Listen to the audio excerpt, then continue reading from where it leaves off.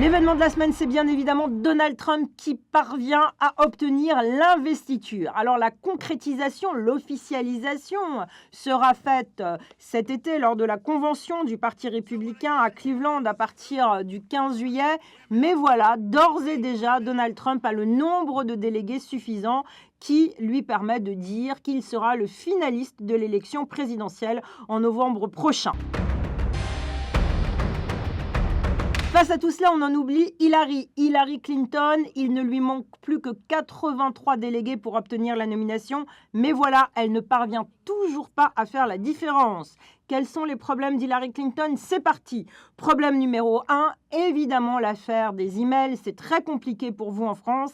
Sachez simplement que cette semaine, il y a eu un rebondissement avec le département d'État qui critique Hillary Clinton en disant qu'effectivement, elle a fait une erreur d'avoir utilisé un serveur personnel et d'avoir envoyé depuis sa maison, lorsqu'elle était secrétaire d'État, des emails extrêmement sensibles. Hillary Clinton, lâchée par le département d'État, c'est à surveiller. Le FBI enquête toujours. Une inculpation est possible, ce qui changerait bien évidemment tout dans la campagne. Deuxième problème d'Hillary Clinton, elle est extrêmement impopulaire.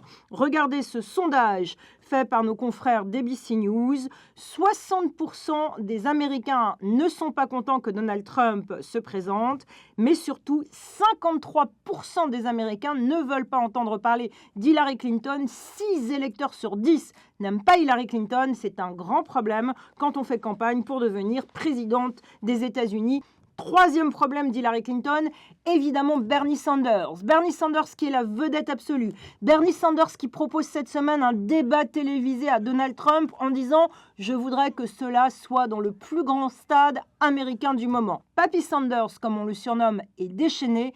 Il affirme qu'il ira jusqu'au bout. Écoutez Bernie Sanders, ce qu'il a dit cette semaine. Let me also say that we are going to fight for every last vote between now and June 14th, and that we are going to take our fight into the Democratic Convention. Le communicant de la semaine, c'est une femme. Elle s'appelle Christina Scheck. Alors, vous n'en avez pas entendu parler en France. Christina Scheck s'est occupée à un moment de l'image de Michelle Obama à la Maison-Blanche. Ça a bien marché puisque Michelle Obama, avec Christina Scheck, est devenue l'une des femmes les plus populaires dans le monde. Christina Scheck adore s'occuper des femmes importantes qui ont parfois des difficultés. C'est elle qui gère maintenant l'image d'Hillary Clinton. Christina Scheck a déménagé de Washington pour venir s'installer dans les bureaux de la campagne Clinton à Brooklyn. Et Christina Scheck a mis au point une très bonne tactique.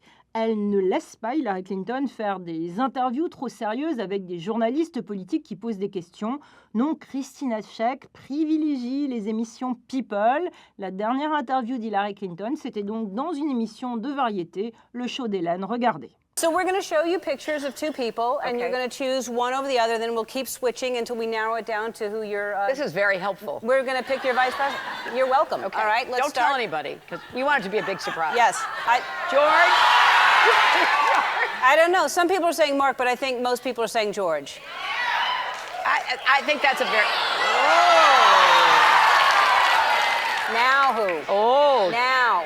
George DiCaprio.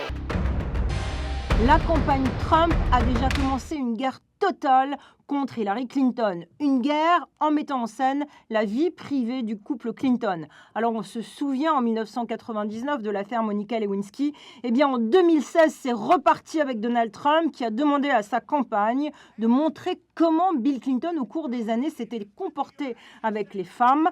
La campagne Trump a même réalisé un petit clip hallucinant sur comment l'ancien président Bill Clinton aurait violé 2 femmes. Regardez, c'est du jamais vu dans la politique américaine. He starts to bite on my top lip and I try to pull away from him.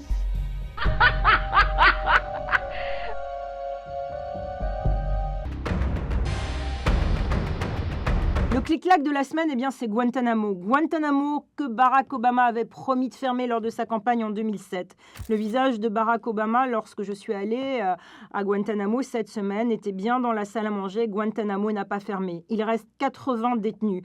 Un monde clos où filmer la mer est compliqué car selon le Pentagone, Al-Qaïda, en se servant de cette image, pourrait peut-être envahir la base. Il y a aussi la librairie de Guantanamo avec des livres français. On y trouve Victor Hugo, Jérôme Garcin et même Tintin. Il y a aussi des journaux essentiellement sur le foot. Le livre préféré des détenus serait Harry Potter. Et puis il y a aussi Guantanamo 2016, une prison supermax où filmer un visage est toujours défendu car cela ne respecte pas la Convention de Genève. Il y a les matelas des détenus. Sous chaque matelas, il y a une flèche qui indique la direction de la Mecque. Il y a également une salle télé. Oui, cette salle média, surnommée ainsi par les gardes de Guantanamo pour les détenus qui se conduisent bien. En sortant du camp 5, on se demandait ce qui se passait et si un jour Guantanamo pourrait fermer. C'était la promesse de Barack Obama candidat, une manière de nous rappeler que lorsque les hommes et femmes politiques font des promesses, parfois ils ne les tiennent pas.